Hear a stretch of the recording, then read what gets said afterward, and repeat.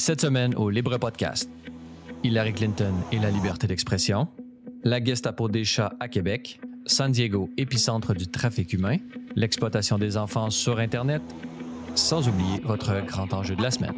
Tout cela et bien plus dans votre Libre Podcast.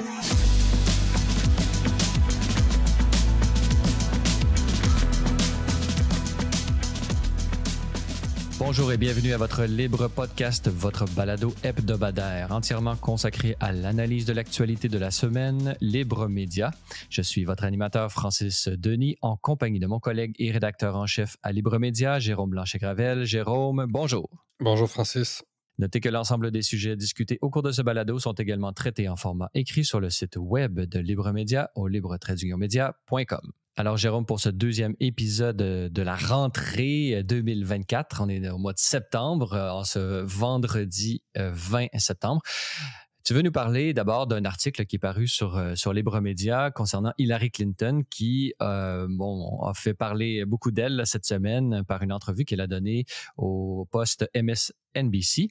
Alors, selon elle, là, il serait une bonne idée de criminaliser la désinformation. Oui, en gros, c'est la déclaration qui a beaucoup fait réagir sur les réseaux sociaux très rapidement, notamment Robert Kennedy Jr., qui a fait toute une intervention sur X pour, évidemment, s'indigner face à une telle déclaration, face à un tel projet. En gros, la stratégie des démocrates et plus précisément du clan Clinton, parce qu'on sait que c'est le clan Clinton qui tire les ficelles encore aujourd'hui du Parti démocrate. Ce n'est pas une grande nouvelle que je fais aujourd'hui à ce libre podcast. La stratégie des démocrates et du clan Clinton est de plus en plus claire. C'est vraiment associer la droite en général et dans son ensemble à ce qu'on appelle aux États-Unis aujourd'hui la désinformation russe, qu'on appelle aussi la désinformation russe ailleurs en Occident, mais particulièrement aux États-Unis. C'est un glissement extrêmement dangereux qui, j'espère, traduit une sorte de geste désespéré. On espère que c'est un peu un aveu de faiblesse de la part du camp démocrate que de se rendre là, tellement c'est grave, parce que vous comprenez que c'est comme si tout d'un coup la droite aux États-Unis n'avait plus aucune autonomie, n'était plus du tout autonome sur le plan idéologique, sur le plan intellectuel, et que tout ce qu'elle disait, finalement, toute la droite aux États-Unis était un peu manipulée par le Kremlin, finalement. Évidemment, ça fait écho à une histoire là, où il y aurait des influenceurs qui ont été payés très, très cher, très cher pour relayer des discours favorables à la Russie. Ça, c'est sorti, je pense, au Congrès. Donc, tu sais, les démocrates essaient évidemment de s'appuyer sur ces révélations-là pour justifier leurs propos. Mais il faut imaginer quand même, il faut étendre un peu la logique, c'est-à-dire à partir du moment où on le sait, aucun pays, aucune puissance non occidentale n'appuie le wokisme. Pour le dire simplement, le wokisme est un pur produit occidental et la réaction à la cérémonie d'ouverture des Jeux olympiques de Paris a montré aussi, la réaction des États étrangers a montré qu'ils n'étaient pas du tout dans ce paradigme-là, woke, avec évidemment les drag queens, etc. Donc, on a eu encore récemment une preuve que l'ensemble du monde non occidental n'adhérait pas au wokisme. Donc, vous comprenez qu'à partir du moment où être de droite, c'est être potentiellement être manipulé par une puissance étrangère, cela veut dire que toute remise en question du wokisme, finalement, pourrait vous valoir d'être mis dans le camp non seulement de la Russie, mais aussi de la Chine, qui n'adhère pas non plus au wokisme, qui ne partage pas les idées du Parti démocrate. La Chine, l'Inde aussi, il faut le rappeler, le premier ministre indien n'est pas du tout un partisan du wokisme, etc., bien que l'Inde ait encore de bonnes relations avec le monde occidental, mais ça reste un pays des BRICS, l'Inde qui est maintenant le pays le plus populeux sur Terre. Donc, le glissement est possible, là, c'est-à-dire que ne pas être woke fait-il de vous un agent d'une puissance étrangère qui ne partage pas ces idées-là? C'est vraiment fou raide. C'est un glissement qui est extrêmement dangereux. Et comme je le répète, j'espère que c'est un acte désespéré plus qu'un qu'un véritable projet. Mais on sait que bon, les menaces envers la liberté d'expression se sont multipliées ces derniers mois. Donc oui, c'est à la fois un projet, mais en espérant que c'est ça, que ce sont un peu les dernières munitions des démocrates dans le cadre de cette campagne-là, bon, qui n'est pas non plus sur le point de s'arrêter. Bon, il nous reste jusqu'au 5 novembre. Mais bref, on aura compris que il y a vraiment une volonté très, très claire de la part du clan Clinton de restreindre la liberté d'expression plus que jamais. C'est plus vrai que jamais, en fait, là, Francis. Est-ce que tu penses qu'il peut, justement, le fait de lier le camp Trump et le Parti républicain en général et la droite en général, donc on est vraiment là, on étend les frontières de l'irrespectabilité politique. Est-ce que, selon toi, c'est possible que cette rhétorique d'association entre le Kremlin et le camp démocrate puisse inciter, soit une des causes qui incite à la violence, parce qu'on le sait, ça fait 2 attentats d'assassinat là, contre Trump qui sont heureusement déjoués, ou disons, dans le premier cas, c'était parce qu'il avait raté sa cible, mais là, on vient d'en déjouer un deuxième, et là, on parle d'un camion rempli d'explosifs qui a été intercepté. Est-ce que cette rhétorique un peu guerrière des démocrates d'associer le camp Trump au camp Poutine, pour ainsi dire, ça peut pas susciter les plus mauvais éléments du camp démocrate et faire en sorte d'inciter à la violence finalement? Ben, sans doute. En même temps, moi, je ne veux pas entrer dans cette espèce de culpabilité par association qui est systématique, c'est-à-dire à gauche. Ça fait, pour la gauche, on le sait, tous les crimes haineux sont le fruit, le résultat des discours de droite. Donc, tu sais, c'est une tendance que je trouve un peu bébé. Donc, finalement, cette espèce d'amalgame là, perpétuel ou qui tient responsable la droite pour finalement tous les crimes haineux ou même, bon, évidemment, le Capitole, ça, c'est plus discutable. Mais moi, j'essaie personnellement, comme journaliste, comme intellectuel, de ne pas faire le jeu de la gauche à ce niveau-là. C'est-à-dire que en même temps, c'est amusant parce que les démocrates sont en train de se faire servir la médecine qui, eux, notamment servent aux républicains depuis des années. Et plus globalement, la gauche est en train de se faire servir la médecine qu'elle sert à la droite depuis des années en Occident, là, de manière générale. Donc, c'est un peu amusant parce que si la droite est responsable bon, des tueries, des fusillades, c'est responsable des attentats au Capitole, des crimes peut-être commis contre la communauté LGBT, effectivement, pourquoi les démocrates qui, eux, accusent Donald Trump d'être une menace, mais l'ultime menace à la démocratie, pourquoi eux seraient-ils pas du tout responsables de ce climat, de cette atmosphère, finalement, médiatique, culturelle, la guerre culturelle qu'ils mènent, qu'on se mène mutuellement, enfin, que se mènent les deux camps.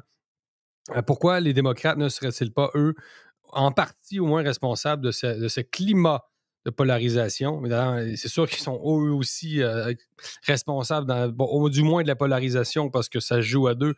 Donc, forcément, c'est comme une partie de hockey. On peut pas dire qu'il y a une équipe qui ne joue pas contre l'autre, là. Mais on sait qu'il n'y a pas de lien direct. Ce que je voulais dire, c'est qu'on sait qu'il n'y a pas de lien direct entre les criminels et les attentats et le Parti démocrate, mais ce climat, justement, il y a une rhétorique au plus haut niveau parce qu'on le sait, sociologiquement, il y a à peu près 3-4% de la population qui est, disons, ou plus, là, c'est des estimations, mais sociologiquement, on le sait, il y a une partie de la population qui a des problèmes de santé mentale ou qui sont absolument radicalisés au point où ils n'attendent qu'une approbation de leur idéologie pour passer à l'acte. Et donc, que les plus hautes ou les plus respectables, entre guillemets, l'élite des deux camps soient rendus à des niveaux de haine réciproque et emploient des langages guerriers. Et quand on associe justement le camp républicain au Kremlin, le Kremlin en ce moment, il est combattu directement par des armes en Ukraine. Donc, il y a un lien indirect d'incitation à la violence, entre guillemets, mais il y a quand même quelque chose. Le Kremlin, il est en guerre, entre guillemets, contre les États-Unis aujourd'hui, là, pas officiellement, mais par proxy, comme on dit. Donc, si on associe l'un à l'autre, il y a nécessairement implicitement un lien avec l'usage légitime de la violence et donc les éléments les plus radicalisés ou plus instables de la société peuvent prendre ça ou comprendre ça comme étant une approbation du geste qu'il s'apprête à poser.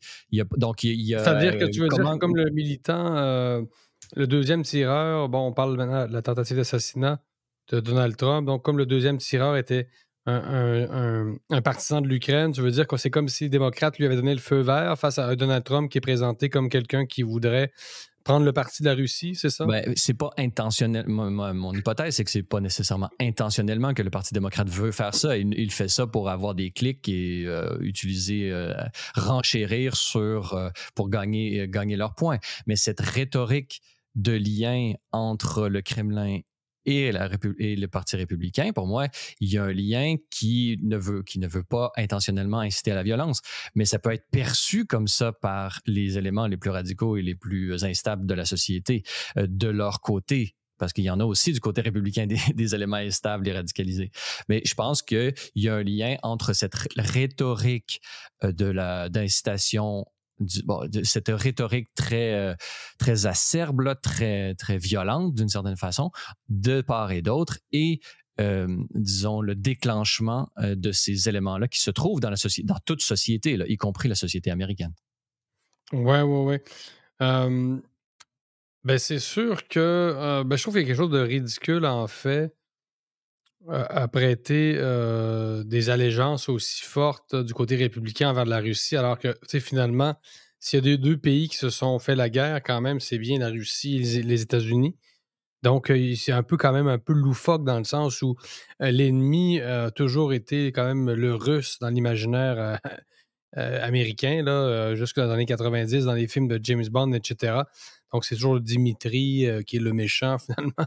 Et donc, il y a quelque chose d'impossible, en fait, qu'il y ait une sorte d'affinité vague entre des républicains qui, effectivement, trouvent que les États-Unis sont trop engagés en Ukraine. Bien, évidemment, il y a une concordance d'intérêts, c'est-à-dire que les Russes veulent évidemment gagner en Ukraine et certains républicains trouvent que les Américains sont trop engagés. Donc, forcément, il y a une convergence d'intérêts. Donc là, oui, c'est vrai qu'objectivement, mais comme je te dis, c'est une convergence d'intérêts. Ça ne veut pas dire qu'on est à la solde de. Non. Mais il y a une certaine convergence idéologique aussi, au sens où ouais, on peut dire que sur le wokisme, le conservatisme, traditionnisme familial et tout ça, disons que les mainstream républicains sont beaucoup plus proches de l'idéologie de Vladimir Poutine que ne le sont les démocrates.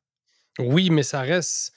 Mais c'est un glissement, c'est-à-dire qu'à partir de ce moment-là, tous les conservateurs en Occident sont plus proches de toutes les puissances traditionnelles que les woke, forcément. Là. C'est-à-dire là, on retourne carrément à l'opposition entre la tradition et le progrès. Là. C'est-à-dire c'est forcément, cette conservateur, vous êtes plus proche de Narendra Modi en Inde que, je ne sais pas, des partis progressistes laïques en Inde, au même titre que si vous êtes un ultra-conservateur chrétien évangélique aux États-Unis, vous avez peut-être plus d'affinité avec Erdogan qu'avec le mouvement LGBT en Turquie. Là.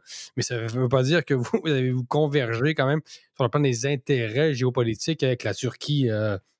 C'est quand même deux choses, c'est-à-dire que la convergence d'intérêts entre la Russie et ceux des républicains en Amérique latine, ça n'existe pas, là, dans le sens où les Américains et les plus républicains d'entre eux soutiennent évidemment tous les gouvernements à droite en Amérique latine qui sont d'ennemis, des ennemis jurés pratiquement de la Russie et de la Chine. On le voit par exemple au Venezuela.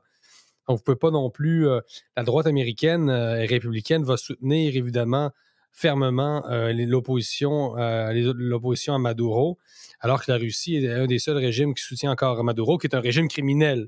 Tout à fait, à Libre Média, ça a été très clair pour nous. Ceux qui nous ont lus, on ne penche pas du côté de Maduro au Venezuela. Là. Donc, si on a des affinités, de vagues affinités idéologiques, en ce qui concerne la critique du wokisme, en ce qui concerne le dossier argentin, un autre exemple, on est complètement opposé aux intérêts de la Russie. Là. C'est-à-dire, Javier Milei, c'est quelqu'un qui, de moins russe que lui, Javier Milei qui appuie également Israël, qui veut engager l'Argentine un peu vaguement en Ukraine. Donc, c'est sûr que quand on fait des nuances, en fait, on s'aperçoit que ce discours-là, quand même, est très réducteur, là. C'est-à-dire, oui, il y a des affinités, par exemple, la réaction, encore, j'y reviens, à la cérémonie d'ouverture des Jeux olympiques. OK, c'est vrai, le Kremlin a trouvé que c'était pas très... que ça avait manqué de classe. Probablement que Pékin a pensé la même chose. Probablement qu'Istanbul, c'est-à-dire Encarta plutôt, a pensé la même chose. Mais après... comme je te dis, la lutte géopolitique, c'est quand même bien autre chose. Donc, les républicains, quand même, qui ont versé dans le mécartisme à une certaine époque et tout d'un coup qui se ramasseraient dans les bras de la Russie, en fait, c'est quand même quelque chose qui est tiré par les cheveux. Là. Ça reste les États-Unis d'Amérique. Là. C'est-à-dire, c'est Liberty, là, c'est pas l'URSS. Là. Il y a comme un clash qui est encore présent. Je l'ai vu d'ailleurs à la CIPAC Mexico il y a 3 semaines où j'étais pour le Libre Média, aller voir le reportage. Toute la droite américaine qu'on fréquente, entre guillemets, à Libre Média, que je fréquente personnellement, c'est toute cette droite-là est très hostile à la Russie, elle est très pro-américaine et inversement, les républicains, d'ailleurs, il y avait des représentants, j'ai fait une entrevue avec le directeur de communication en espagnol du Parti républicain et ces gens-là, évidemment, jamais n'appuieraient des régimes dans la région qui ont des affinités avec Moscou. Là. Donc, beaucoup de nuances à faire, c'est extrêmement intéressant en fait. Mais enfin, bref, mais si on revient au climat, Francis, je reviens aux États-Unis, on le sait, bon, c'est rendu une évidence, c'est un pays extrêmement polarisé, ça ressemble au Brésil, et chaque tentative d'assassinat de Donald Trump, tant qu'à moi, et pourrait mettre le feu aux poudres. C'est à chaque fois l'étincelle qui pourrait faire exploser le baril de poudre. D'où l'importance d'un certain rétropédalage et d'utiliser une rhétorique beaucoup plus civilisée dans les débats politiques. C'est ce qui peut être une éventuelle solution de part et d'autre. Est-ce que tu penses, en terminant, que ça, c'est une question que je te pose qui n'est pas nécessairement traitée dans l'article, mais Jérôme, on sait que, bon, ça a été dit, Vladimir Poutine a affirmé que soutenir Kamala Harris. Bon, tout le monde a regardé ça, a pris ça avec un grain de sel au sens où on l'a vu comme, pour employer le nouveau mot à la mode, Vladimir Poutine a voulu troller l'élection américaine. Mais est-ce que tu penses que ça peut être une réponse à cet éventuel soutien ou cette rhétorique de soutien du Kremlin au clan démocrate? Ben, je pense qu'effectivement, le concept, c'est vraiment le trolling, là, c'est-à-dire cette espèce de, comment on pourrait définir le trolling, c'est une espèce de manière de S'ingérer pour un peu confondre les cartes, ouais, mais apporter un ça peu fait de appel à une confusion. sorte d'humour aussi, là, c'est-à-dire attirer l'attention de manière un peu humoristique, là, ou enfin provoquer aussi. Il y a un aspect provocateur, évidemment, dans le trolling. Je pense que le Kremlin reste quand même.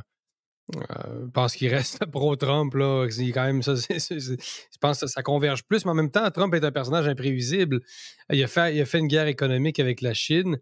Et tu sais, on parle beaucoup de la Russie, puis on lui prête un pouvoir démesuré, mais tu sais, il va falloir qu'on recommence à parler de la Chine parce que la Russie, c'est un pays de 120 millions de personnes. C'est un pays qui a la démographie du Mexique, qui a le PIB de l'Italie. Là. Tu sais, soyons clairs. Si la Russie peut tenir tête à l'Occident, c'est uniquement parce qu'elle a le soutien de la Chine. Donc, on peut bien parler de la Russie, mais en même temps, c'est un peu un épouvantail qui nous permet de faire abstraction du principal problème. Et Dieu sait qu'au Canada, s'il y a un pays qui s'est infiltré un peu partout, c'est la Chine.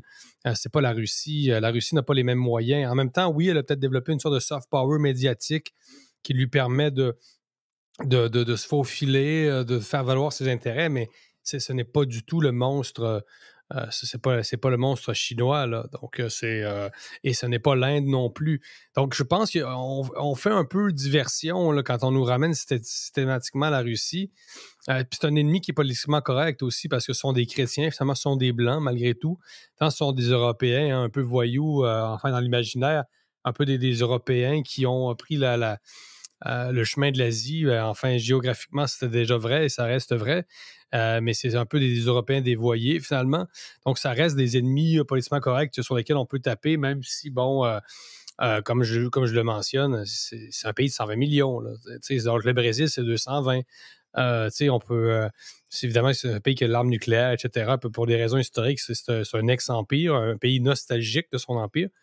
Mais au Canada et aux États-Unis, il va falloir revenir. Là, la vraie bataille, c'est celle qui oppose les États-Unis à la Chine. Et Trump était pas du tout. C'est pas quelqu'un qui fait des beaux yeux à la Chine.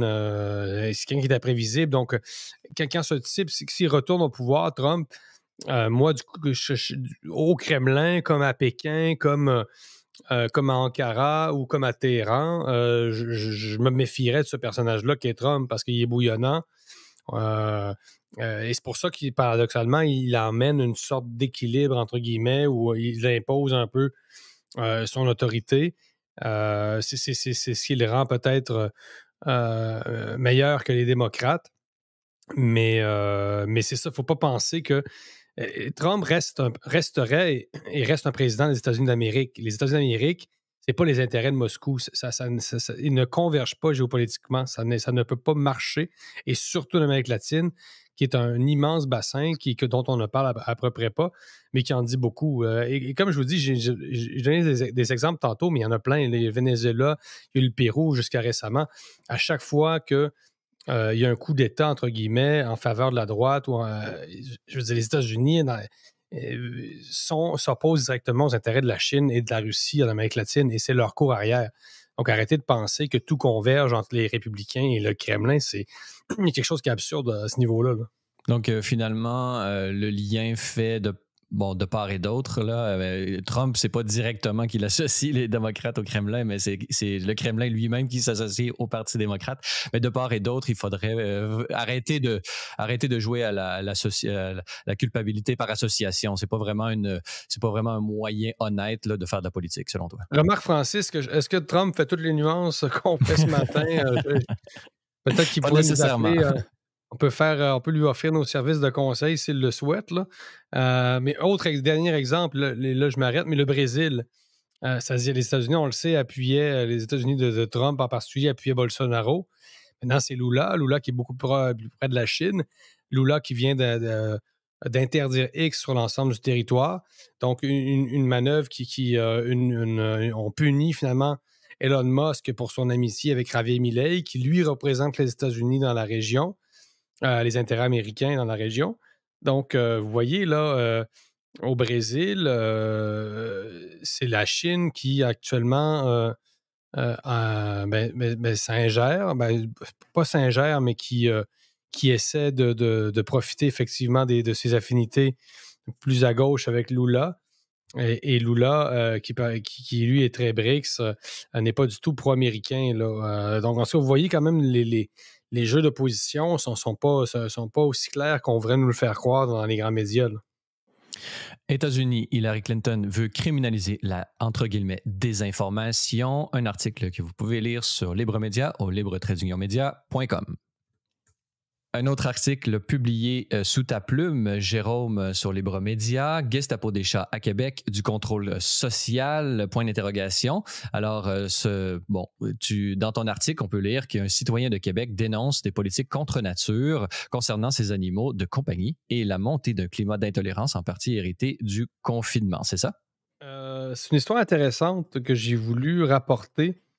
C'est un citoyen, effectivement, du quartier Montcalm à Québec qui a pris contact avec moi, c'est ça, pour me raconter, c'est ça, son histoire, que j'ai trouvé intéressante parce que, tu sais, on utilise souvent des concepts pour décrire la société post-pandémique, le sanitarisme, l'hygiénisme, on parle de réglementarisme à Libre Média.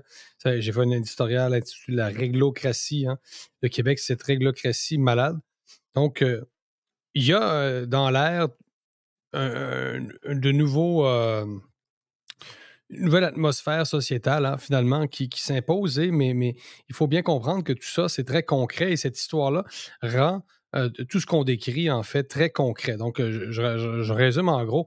C'est quelqu'un qui a deux chats, en fait, qui en a deux, et qui retrouve un jour sur sa porte un avis, c'est-à-dire plutôt une mise en garde de la SPA, l'avertissant que son animal n'est toujours pas enregistré.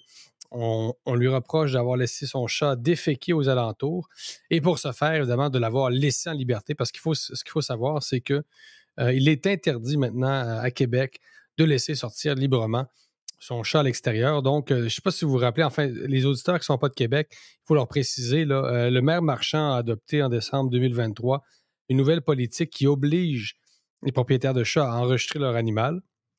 Et cette politique-là s'accompagne aussi, non seulement d'une contribution de 12 $ par mois, mais aussi de l'interdiction, en fait, de laisser sortir son chat à l'animal. Donc, on se retrouve à Québec pratiquement avec des milliers de chats illégaux tout d'un coup. Et tout ça, ça s'inscrit, justement, c'est ça. Parce que mon intervenant, qui reste anonyme pour ne pas être ciblé par la ville, appelle le contrôle social, hein, c'est-à-dire que l'intolérance, ce climat d'intolérance, cette espèce d'amour des règles et de la discipline, une espèce de société hyper régulée, hyper aseptisée, où même les chats ne peuvent plus se promener dehors. Ça témoigne quand même à quel point on est rendu dans une société, c'est ça, qui est aseptisée, qui est intolérante et qui en plus encourage la délation. Parce que ce qu'on comprend, c'est que des plaignants, c'est-à-dire vos voisins peuvent se plaindre d'avoir vu votre chat errer dehors. Et l'étape suivante, enfin, une fois que vous avez reçu cet avis-là de la ville, la SPA encourage les plaignants, bien sûr anonymes, à récolter, imagine-toi donc, des preuves pour lier non seulement le chat en question à son propriétaire, je ne sais pas comment exactement, là. Est-ce qu'on va suivre le chat, est-ce qu'on va le pister? Non seulement, donc, c'est ça, le chat à son propriétaire, mais lier le chat aux excréments qu'il aurait laissés. Donc là, on s'imagine qu'il y a des gens qui vont commencer à prendre des photos et des vidéos peut-être de chats qui défèquent sur leur terrain. C'est quand même délirant, en fait. Il faut lire l'article parce qu'on se rend compte qu'il y a un aspect d'abord qui est très comique parce que c'est surréaliste quand même de s'attaquer à des chats de cette manière-là, d'investir autant de ressources. C'est délirant. Et ça dénote, c'est ça, cette intolérance finalement qui se manifeste à différents endroits et finalement, c'est multidimensionnel cette affaire-là. Oui, j'ai trouvé drôle en lisant cet article, c'est que, bon, là, je vais m'inclure à la première personne moi-même il y a presque 20 ans de cela, puisque je viens de Québec. J'avais un chien et je pense que ça fait une vingtaine d'années là, qu'on taxe les chiens. Et à l'apparition de cette taxe-là, je me rappelle, j'avais écrit, un de mes premiers engagements politiques, là, j'avais écrit une pétition et je l'avais amenée chez mon vétérinaire dans le quartier Saint-Sacrement. Et justement, il y avait eu beaucoup de gens qui avaient signé. Je l'avais déposé à l'hôtel de ville. À l'époque, c'était... il y avait un conseiller municipal qui m'avait reçu et on en avait discuté et tout ça, mais en fait, c'était une taxe déguisée à l'époque. Et j'avais traité ça de la manière suivante. C'était pour moi une attaque au droit de propriété. Toutes les taxes ne sont pas des attaques au sens fort du terme au droit de propriété, mais elles sont des limites et et plus on y va par étapes, l'étapisme des attaques à la droit de propriété fait en sorte que la liberté économique et la liberté et le droit de propriété sont réduits étape par étape. Et là, en 20 ans, on est passé des chiens aux chats. Et c'est peut-être un pas substantiel de l'un à l'autre parce qu'on sait qu'à Québec, je ne sais pas, mais quand j'étais jeune, justement, j'ai grandi dans le quartier Montcalm moi-même et il y avait des chats partout. Et des chats pas errants, c'était des chats qui avaient des propriétaires, mais ils étaient laissés libres. Et j'ai sans souvenir une espèce d'omniprésence des chats partout qui se promènent en toute liberté. Et là, qu'on veut confiner les chats et les contrôler... confinement félin, écoute, c'est ça qu'en plus. Ben oui, non, c'est assez extraordinaire. Et pour moi, ça montre que... Et là, il y a quelque chose. Là, il y a quelque chose à investiguer. Non pas... Il y a quelque chose de psychique. Là. Il y a comment on peut arriver psychiquement à l'idée même de vouloir contrôler la vie des chats. C'est ça, une volonté de contrôle. De manière contre nature, parce que c'est bien pour les chats de se promener dans le quartier. Ils ne sont pas nécessairement faits pour rester enfermés. Là. Et lorsque vous les enfermez trop, ils finissent par engraisser et devenir des gros Garfield. C'est ça, d'abord, il y a quelque chose de contre-nature dans ça. Et on se demande un peu, la SPA qui a été mandatée par la ville pour faire appliquer le nouveau règlement. Bon, la Société protectrice d'animaux, est-ce que la SPA, dans ce contexte-là, protège réellement, disons, le bien-être des chats. Évidemment, la réponse, c'est sans doute non. Mais c'est ça, il y a carrément une volonté de contrôle. Si je parlais d'ingénierie sociale à une récente conférence, l'ingénierie sociale, c'est un peu ça, c'est-à-dire de modifier les comportements à un tel point que ça devient contre nature. Évidemment, ça concerne d'abord les humains, mais quand même, on contrôle quand même les propriétaires à travers leurs animaux, hein. C'est-à-dire qu'on s'attaque à la fois aux chats, mais évidemment à leurs délinquants propriétaires, comme je l'écris, là. C'est vraiment drôle, hein. En même temps, en fait, c'est comme une tragicomédie. Écoutez, la Ville de Québec conseille même aux gens soucieux du bien-être de leur matou à prévoir un programme d'activité intérieure pour compenser le fait qu'ils, évidemment, ne peuvent plus aller dehors. Et la Ville leur conseille aussi d'aménager les installations nécessaires, je cite la Ville, s'ils tiennent vraiment à l'emmener à l'extérieur. Donc là, on s'imagine qu'il va y avoir on s'installe dans sa cour une sorte de d'espace là, réservé à un chat. Je ne sais pas trop comment, là, c'est quoi, quelle forme ça peut prendre. Mais donc, on aménage une sorte de parc à chats dans sa cour pour faire prendre l'air à son matou. Donc, c'est délirant. Et ça s'inscrit, c'est ça, dans tout un courant, effectivement, moi, comme je l'ai dit, mon intervenant, axé sur le contrôle social. On est vraiment là-dedans. Et je rappellerai une citation de Régis Labaume à l'époque qu'il avait fait lorsqu'il était maire de Québec. Il avait dit: on ne commencera pas à devenir fasciste du jour au lendemain. Il faut être plus intelligent. Il faut y aller au fur et à mesure. Ça, c'est Régis Labaume qui nous disait ça. Donc, c'est ça, quand il était maire de Québec. Je ne sais pas si vous voyez un peu quand même, je ne sais pas que la Ville de Québec a sombré dans le fascisme, mais clairement dans un réglementarisme obsédant. C'est en 2012 qu'il avait dit ça, M. Labaume, en passant en 2012. Donc, c'est ça, c'est graduel. D'où l'utilisation du mot Gestapo sous ta plume, mais justement pour peut-être mais c'est Marchand qui avait sorti ça, la Gestapo, c'est pas moi. C'est l'expression du maire. Donc, les maires de Québec aiment bien faire des références au point Godwin. Justement, tu parles de volonté de contrôle, peut-être, mais est-ce que justement ce micromanagement-là n'est pas aussi un signe ou un aveu d'impuissance absolue? Puisque si, oui, volonté de contrôle, c'est clair, mais en même temps, si on en vient à vouloir contrôler les chats, c'est peut-être que les véritables enjeux, donc, on est dans la même. Les véritables enjeux sont hors du contrôle des législateurs et donc, eux, puisque c'est leur rôle de légiférer, se recroquevillent sur des petits enjeux un peu insignifiants comme ça. Là. Est-ce qu'il n'y a pas un aveu d'impuissance absolue dans ce micromanagement municipal? Ben, je pense que oui. En même temps, c'est ça, hein, le réglementarisme s'attarde par définition à des micros-objets, là, à des micros-enjeux, si on peut dire, mais quand on les multiplie, c'est-à-dire quand on voit la mosaïque après, on s'aperçoit que en apparence, c'est toujours banal, comme les drones à Boucherville, là, bon, qui surveillent les plaisanciers sur les bateaux. Ils ont même intégré des caméras dans des arbres. Bon, tu dis, ah ben, OK, c'est pour les bateaux. Après, c'est la police des déchets. Et ensuite, évidemment, c'est plein de. Et quand on accumule tout ça, quand même, ça nous fait une mosaïque quand même autoritaire assez impressionnante. Mais sur le fond, je suis d'accord. C'est la même chose pour moi que les cellulaires. Quand on interdit le cellulaire à l'école, ouais, mais est-ce que c'est un aveu, en fait, qu'on n'est plus capable, finalement, d'avoir de la discipline et on pense qu'on va compenser avec ce genre de mesures? Même chose pour les pourboires. Donc là, le ministre de la Justice, je pense, M. Simon Jolin Barrette, est-ce qu'il est encore à la justice? Je pense que oui, qui veut interdire les pratiques abusives en ce qui concerne les pourboires, c'est-à-dire inciter de manière abusive les gens à donner du pourboire. En gros, là, vous avez tous vu, sur les terminaux, là, comme on appelle, en tout cas en espagnol, les bidules avec lesquels on paye et qui nous demandent effectivement où on peut mettre jusqu'à 30 de pourboire pour venir pour avoir acheté un paquet de bonbons au dépanneur. C'est délirant, là.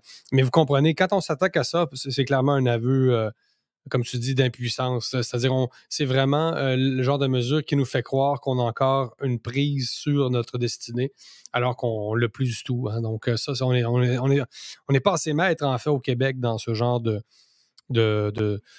mesures un peu mirage, là. Donc, quand on s'attaque au pourboire, après avoir fermé une société 2 ans et demi, C'est clairement une façon, encore là, de détourner l'attention pour nous faire croire que c'est ça, qu'on a le contrôle sur la société. Mais en fait, je veux dire, si vous voulez vous attaquer au taux, à la hausse du coût de la vie, commencez effectivement par ne pas vous plier aux directives des firmes de conseil qui vous disent de fermer une société pendant 2 ans et demi. Parce qu'effectivement, ça se pourrait il y ait des impacts économiques. Donc, mais je suis d'accord, c'est clairement un aveu d'impuissance. En même temps, est-ce que la ville de Québec est impuissante? C'est ça, elle multiplie, ça reste, c'est ambivalent, tout ça, elle multiplie quand même les mesures contraignantes, qu'on appelle la guerre à l'auto, etc. Toute cette espèce d'ingénierie, effectivement, aussi du territoire, là, où on joue avec les avenues, les pistes cyclables, même l'hiver. Donc, ça s'inscrit dans ce courant-là aussi de contrôle, c'est ça, contrôle social, contrôle de la société, contrôle de la population, dans la mesure, avec les moyens qu'elle peut utiliser. Et comme on le sait, Québec suit du verbe suivre toujours Montréal. Donc, on peut s'imaginer que peut-être éventuellement la décadence des infrastructures vont mener à une infestation de rats. Alors, peut-être que c'est pas nécessairement une bonne idée d'interdire les chats de gambader un peu partout dans les rues, puisqu'ils seront peut-être éventuellement nos meilleurs amis. Les alliés, ouais. Gestapo des chats à Québec, du contrôle social, point d'interrogation, un article de Jérôme Blanchet-Gravel à lire sur le site web de Libre Média au libre-média.com. Libre Média, c'est beaucoup plus qu'un site web. C'est votre porte d'entrée dans l'univers médiatique. À Libre Média, nous croyons qu'il faut vous donner les moyens d'accéder aux informations qui comptent pour vous. Gardez une longueur d'avance grâce à nos analyses approfondies et à notre couverture exhaustive. Pour tous les détails, visitez notre site web au libre-média.com. Aimez, partagez, abonnez-vous dès maintenant. Libre Média, parce que vos choix sont importants. Et pour ta part, Francis, tu as diffusé cette semaine, en fait, un reportage exceptionnel, tant qu'à moi, qui est probablement un de tes meilleurs jusqu'à présent. Un documentaire qui porte sur la frontière entre le Mexique et les États-Unis, un sujet qu'on suit de près à Libre Média, qui nous préoccupe. Je te laisse parler de ta démarche qui t'a mené quand même en plein milieu du désert, non? Oui, c'est exactement ça. Donc là, je reviens d'un périple de couverture en Californie. Donc, éventuellement, qui sera diffusé dans une série de 3 reportages sur la Californie en 3 parties. Et là, la première était à San Diego. Donc, le périple est passé du nord au sud. Donc, San Francisco, Los Angeles, on va avoir 2 reportages sur chacune de ces villes-là et les différents enjeux auxquels ils font face. Et j'ai terminé à San Diego, mais San Diego, c'est le premier qui est diffusé. Donc, San Diego, c'est, pour ceux qui veulent regarder la carte, c'est véritablement une des villes les plus au sud des États-Unis. Vraiment, on pourrait même dire que c'est une double ville dont une partie est au Mexique et l'autre partie est aux États-Unis. Donc, la partie mexicaine étant Tijuana. Donc, il y a un mur qui sépare cette mégalopole. Ces mégalopoles et à cet endroit-là, on voit qu'il y a beaucoup de sécurité. Donc, on peut passer à travers, il y a des contrôles de part et d'autre et même des contrôles assez efficaces parce qu'il y a des gens qui, par exemple, habitent à Tijuana, mais vont travailler aux États-Unis, un peu moins vice-versa, là, mais quand même. Et donc, c'est assez fluide, là, il y a les gens. Donc, on peut penser que les gens qui ont, disons, entre guillemets, d'affaires à traverser peuvent le faire et ils le font à tous les jours et ça passe et c'est fluide. Donc, il n'y a pas de fermeture de la frontière. Il y a une ouverture et tout est bien à cet endroit-là dans le meilleur des mondes. Sauf que, et on voit l'immense sécurité, l'impressionnante sécurité à cet endroit-là. Mais si vous partez un peu, et c'est ce que j'ai fait en voiture, vous vous éloignez des berges de San Diego et de Tijuana et vous allez plus loin, vous suivez le mur. Donc là, c'est ce que j'ai fait, environ 120 kilomètres environ. Et là, c'est là que j'ai pu rencontrer un homme du nom de Cory Gautreau. Gautreau, un nom francophone, mais bon, Ouais, il ne c'est parlait ça. pas français. Donc, Non, c'est ça. c'est des ancêtres très éloignés, qui est le fondateur de The Goat Initiative, qui est un organisme dont la mission est de lutter justement contre le trafic humain, mais plus spécialement contre les plus faibles de ces humains-là, qui sont nécessairement les enfants. Et donc, il est venu me rejoindre, ou c'est plutôt moi qui est allé le rejoindre. On s'est donné rendez-vous jusqu'à un début de sentier, parce qu'il faut comprendre que là, on est allé dans le désert, mais profond dans le désert. Donc, ma petite voiture louée ne faisait pas le poids contre la route et ses méandres. Et donc, je suis débarqué et je suis embarqué avec lui dans son gros pick-up. Et là, on a fait plusieurs milles pour se rendre à un endroit. Et là, c'est ça qu'il voulait me montrer. C'est-à-dire que le contraste entre l'immense sécurité entre Tijuana et San Diego et l'absence totale de sécurité, au sens où le mur suit la frontière, mais il y a un moment où il y a un trou, vraiment un trou dans le mur. Donc, il y a à peu près 1,5 miles là, où est-ce que là, le mur est complètement, disons, il n'y a aucun espace, aucun contrôle possible. Et on passe je pensais 10 mètres dans les airs d'une immense barrière d'acier à une petite clôture pour les moutons. Donc, je ne sais pas s'il y a un lien avec le The Goat Initiative, qui veut dire justement c'est plus lié à son nom, j'ai l'impression, mais peu importe, il y a un trou. Donc, à cet endroit-là particulièrement, il y a un poste, disons, temporaire où la garde nationale mexicaine est postée. Et donc, on se rend à cet endroit-là précisément. Et là, juste de l'autre côté de la clôture à moutons, il y a l'armée mexicaine. Donc, il y a Cory et moi d'un côté, vraiment tout seul dans un no man's land, et de l'autre côté, il y a à peu près 10 à 15 soldats qui sont là avec leur générateur et à écouter des vidéos sur leur téléphone cellulaire, peut-être le soccer, que sais-je. Et donc, c'est un peu le contraste des deux mondes. Et là, c'est dans ce cadre-là que j'ai fait une entrevue avec cet individu, Cory Gautreau, qui est un vétéran de l'armée américaine. Et donc, lui, il a été touché véritablement par tout ce qu'il a vu là, depuis il habite lui-même à Jucunda, qui est pas trop loin, qui est du côté américain.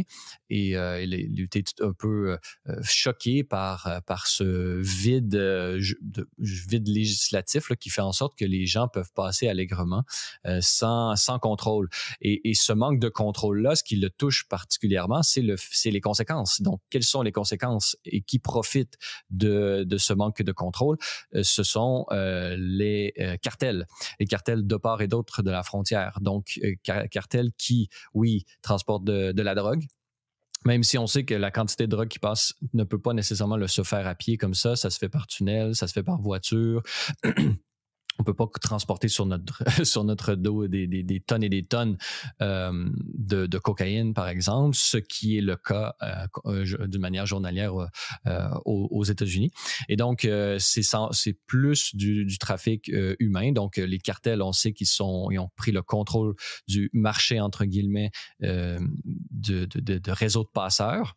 Donc, la majorité des réseaux de passeurs aujourd'hui sont directement dirigés ou sont dirigés par proxy, c'est-à-dire que les passeurs indépendants, entre guillemets, payent une cote au cartel. Mais on sait que ça profite de ces gens-là. Donc, qui profite de ça? Le trafic humain, ce sont les cartels. Justement, Cory Gautreau dit également dans le reportage qu'il s'agit que la garde nationale est de mèche, avec ces cartels-là. Bon, ça, c'est à vérifier, mais on peut penser que dans un pays comme le Mexique, où le taux de corruption, disons, noté et documenté est assez élevé, on peut penser qu'il y a nécessairement du vrai là, dans ce qu'il dit. Et donc, on est comme ça dans ce no man's land à discuter de la situation. Lui, personnellement, ce qu'il a mené à s'impliquer directement, c'est, il a des enfants et ça le touche particulièrement le fait qu'il y a de la traite d'enfants qui est fait pour, là on l'a vu par exemple dans un film comme Sound of Freedom, pour la prostitution, pour toutes sortes de choses absolument horribles. Et donc, selon moi, ce qu'on doit retenir de ce reportage-là, c'est que oui, disons, les flux migratoires ne sont pas nécessairement une mauvaise chose, on n'est pas contre ça, mais le fait que ce ne soit pas contrôlé par des autorités compétentes laisse le champ libre à d'autres autorités. La question, c'est pas est-ce qu'il y a une autorité versus non-autorité. Non, il y a une autorité toujours. Dès qu'il y a un marché, entre guillemets, il va y avoir une autorité, il va y avoir des gens qui vont prendre cela en main.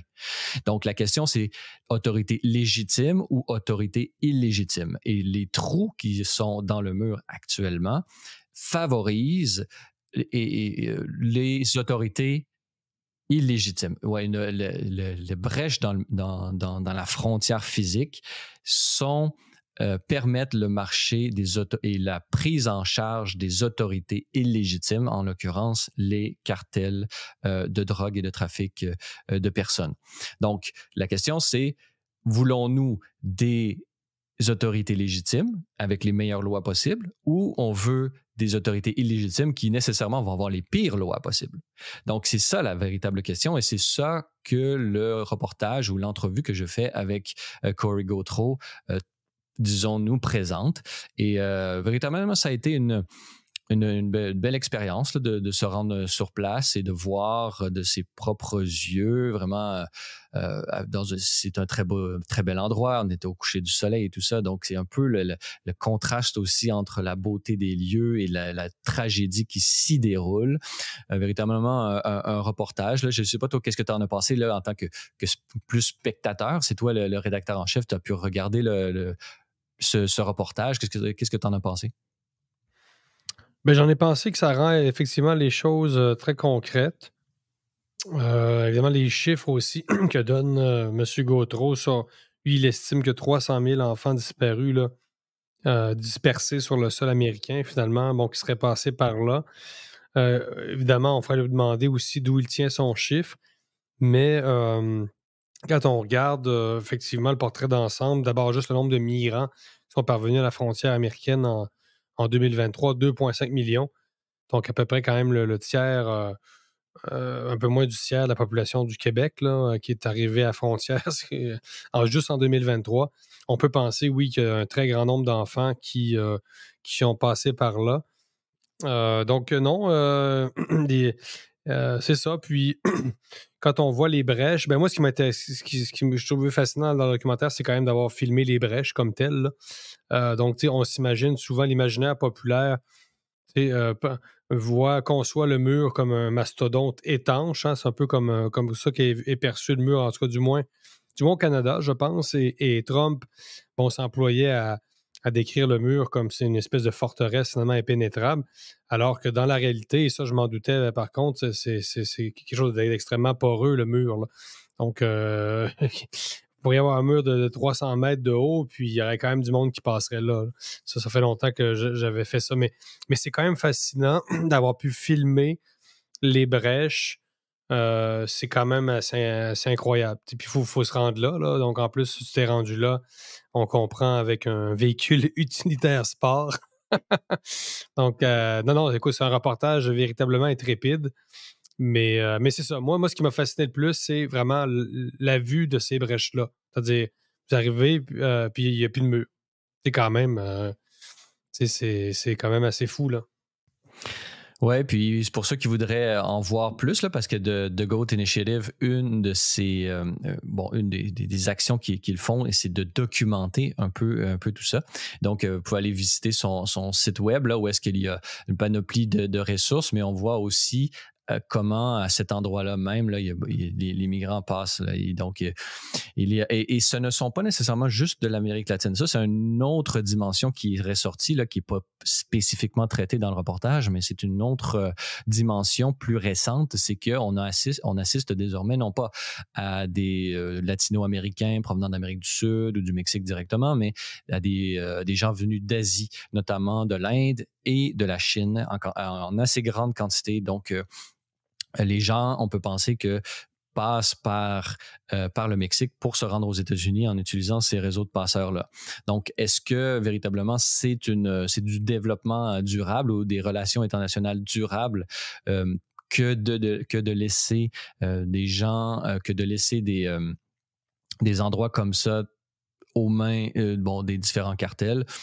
Qui sait, c'est vraiment une situation très, très complexe et il y a des choix difficiles de part et d'autre. Il n'y a pas de bonne solution dans un cas comme ça, mais à un moment donné, il faut choisir la meilleure des moins bonnes solutions pour des solutions à court terme ou à long terme. Donc, c'est sûr que les murs, moi qui suis allé à Belfast, là, justement, on voit encore les murs à travers la ville elle-même, des murs anti-émeute là, qui sont entre les quartiers. Donc, il y a des gens qui ont des gros murs comme ça derrière dans leur jardin. On comprend que c'est pas la situation, la meilleure situation. On comprend que c'est un aveu d'échec que de faire ça, mais en même temps, est-ce que c'est un aveu de victoire que de ne rien faire?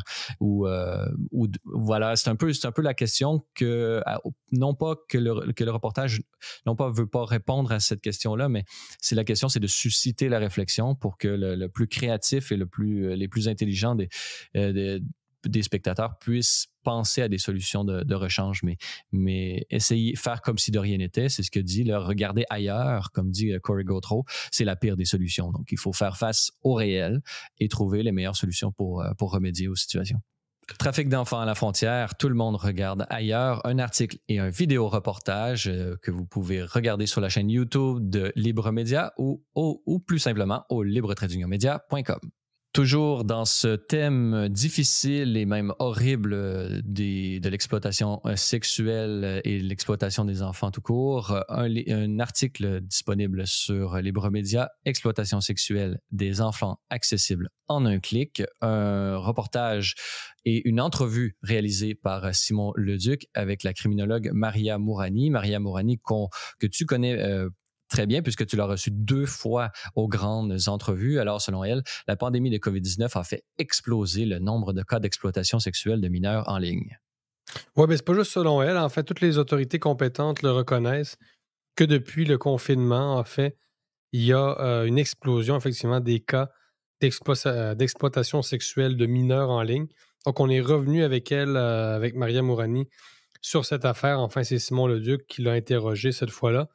Donc, ça nous paraît important parce qu'il y a encore une fois, le Centre national de coordination entre l'exploitation des enfants a reçu de nouvelles données qui montrent que c'est encore que le marché de l'exploitation sexuelle des enfants, parce que c'est carrément une sorte de marché, est encore en expansion.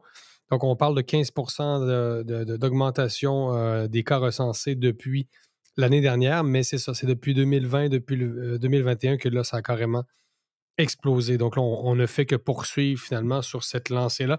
Donc, évidemment, c'est très simple. En ayant obligé les gens à rester chez eux, on sait qu'on a créé de nouvelles habitudes numériques. Hein, donc, les gens, il y a eu une sorte pas de révolution numérique parce que c'était déjà bien amorcé, mais ça a été... les gens ont encore plus embrassé enfin l'univers numérique durant cette période-là, quand même 2 ans. Donc, à partir du moment où les jeunes ne vont plus à l'école et se retrouvent devant leur tablette chez eux, dans leur chambre ou ailleurs, pendant que les parents, eux, essaient de travailler en télétravail, eh bien, toutes sortes de prédateurs en ont profité de cette présence accrue des enfants pour les leurrer, finalement. Donc, Maria, je vous divulguerai pas toutes ces solutions parce qu'elle en a plusieurs. Elle donne des conseils véritablement aux parents. Donc, les parents qui nous écoutent, je vous encourage à aller lire l'entrevue. Elle nous donne des trucs, par exemple, par exemple, la gestion, évidemment, de ce qui concerne le téléphone mobile de son enfant. Donc, ça, je vous laisse aller consulter les solutions. Mais c'est ça, c'est un dossier qu'on suit de près. Et encore une fois, on est un peu dans le déni, c'est-à-dire qu'on là, on pense, dans les grands médias, on persiste à croire que, on a fait ce qu'on a pu là, durant la pandémie. C'était inattendu, c'était de l'inconnu. Mais il y avait quand même des choses qui étaient relativement prévisibles. Et c'est d'ailleurs, c'est pas seulement c'est pas seulement au Canada et en Occident qu'on assiste à ça. Au Mexique, par exemple, on sait que le trafic d'enfants est augmenté durant cette période-là. Parce que tout est lié, hein, c'est-à-dire qu'il y a une demande sur Internet. D'abord, il y a différents niveaux. Hein. Donc, vous avez le niveau des gens qui vont seulement solliciter, par exemple, des photos, donc qui vont leurrer des enfants, peut-être en leur faisant croire qu'ils ont leur âge, qui vont demander, par exemple, des photos à caractère sexuel à des enfants, des adolescents. Bon, ça, c'est peut-être le premier niveau.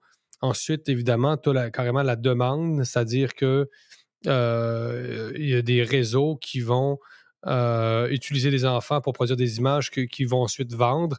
Et le troisième ultime niveau, c'est carrément la traite d'enfants, la prostitution pure et simple. Donc, tout ça se nourrit. Finalement, il n'y a pas de petit niveau, en fait, parce que le premier niveau emmène au dernier.